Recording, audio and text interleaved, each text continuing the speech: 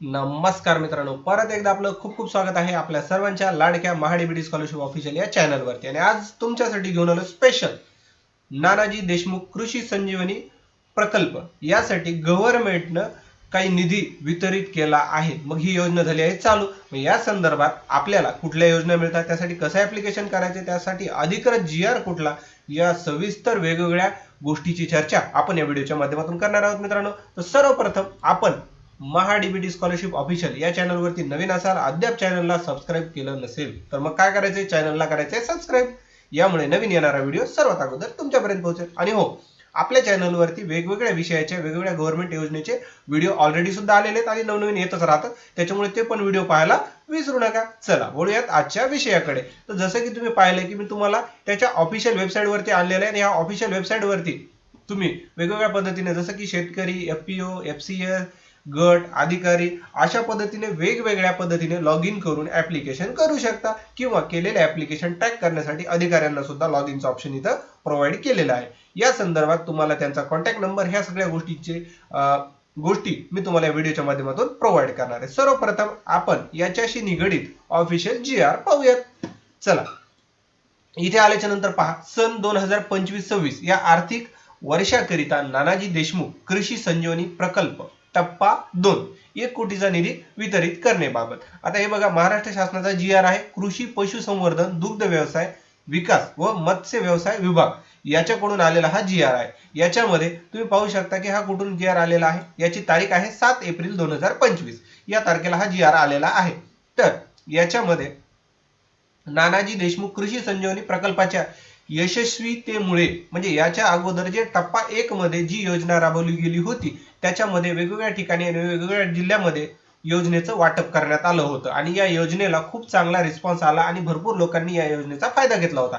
त्यामुळे गव्हर्नमेंटनं या योजनेमध्ये परत 1 कोटी रुपयाचं टार्गेट किंवा एक निधी वितरित केला आहे, ज्यामुळे राहिलेल्या आणि इतर जिल्ह्यातील जे गावांचा समावेश नव्हता पहिल्या टप्पा 1 मध्ये, त्यांना हा लाभ मिळेल. यासाठी 28 जून 2023 मध्ये मंत्रिमंडळामध्ये एक बैठक झाली होती आणि त्याच्यामध्ये संदर्भ क्रमांक 2 नुसार शासन निर्णयानुसार जागतिक बँक अर्थसहाय्यित नानाजी देशमुख कृषी संजीवनी प्रकल्प सध्या छत्रपती संभाजीनगर, बीड जिल्हा, जालना, परभणी, धाराशिव, लातूर, नांदेड, हिंगोली, अमरावती, अकोला, वाशिम, यवतमाळ, बुलढाणा, वर्धा, जळगाव व नाशिक या 16 जिल्ह्यासह विदर्भातील उर्वरित कोणते, नागपूर, भंडारा, गोंदिया, चंद्रपूर व गडचिरोली अशा एकूण 21 जिल्ह्यांचा अंदाजित 6,000 कोटी रुपये किमतीच्या जागतिक बँक अर्थसहाय्यित नानाजी कृषी संजीवनी प्रकल्पाचा टप्पा 2 राबविण्यास शासनाने मान्यता देण्यात आली आहे. तर याच्यामध्ये आपण पाहू शकतो की संदर्भ 3 मध्ये कृषी निर्णय जे शासन निर्णय जे आहे, त्याच्यामध्ये टप्पा 2 साठी सुद्धा अंमलबजावणी विहित वेळेत आणि सुरळीत होण्यासाठी गव्हर्नमेंटने काय केलं की प्रकल्पाचे जे कार्यालयीन कामकाज सुरळीत सुरू होण्याच्या दृष्टीने प्रकल्प संचालक, व्यवस्थापक कक्ष आणि इतर त्यांचा विभाग प्रमुख अशा सर्व लोकांना ज्या वेगवेगळ्या पदासाठी अधिकारी म्हणून घोषित करण्यात आले. याच्यामध्ये क्रमांक 4 मध्ये तुम्ही बघू शकता की टप्पा 2 मध्ये 21 जिल्हे जे तुम्हाला मी वरी वाचून सांगितले, त्याच्यामध्ये 7,201 गावं समाविष्ट करण्यात आले.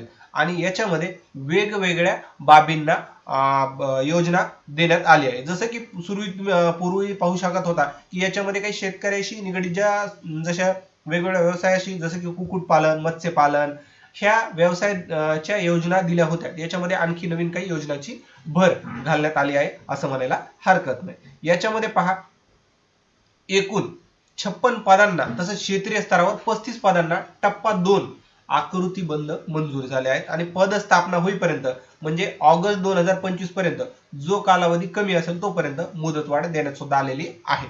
आणि टप्पा 1 च्या अनुदानातून टप्पा 2 च्या पूर्वतयारीनं एक खर्चाची रूपरेषा आकारली असं म्हणता येईल. आणि त्याला लागणारा जो निधी वेळोवेळी उपलब्ध करून देण्यात येईल असं सुद्धा आश्वासन आपल्याला या मंत्रालयीन प्रशासकीय विभागातून मिळालेला आहे. आणि त्यांचं निधी वितरित करण्यासाठी सुद्धा वितरण निश्चित केलेलं आहे.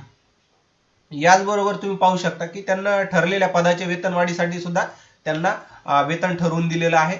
आणि याची जी ऑफिशियल GR ची लिंक आहे ती तुम्हाला मी डिस्क्रिप्शन मध्ये प्रोव्हाइड केली, तिथं जाऊन सुद्धा तुम्ही याची सविस्तर माहिती घेऊ शकता. आणि तुम्हाला याच्याशी निगडीत जर काही प्रश्न असतील तर मला नक्कीच कमेंट करून सांगायला विसरू नका मित्रांनो. हा व्हिडिओ आवडला असल्यास व्हिडिओला लाईक करा, चॅनलला सबस्क्राईब करा आणि सगळ्यात महत्त्वाचं जास्तीत जास्त गरजू व्यक्तीपर्यंत हा व्हिडिओ शेअर करा. तुमचा मूल्यवान वेळ दिल्याबद्दल धन्यवाद मित्रांनो. भेटूया नवीन एका इन्फॉर्मेटिव्ह व्हिडिओमध्ये.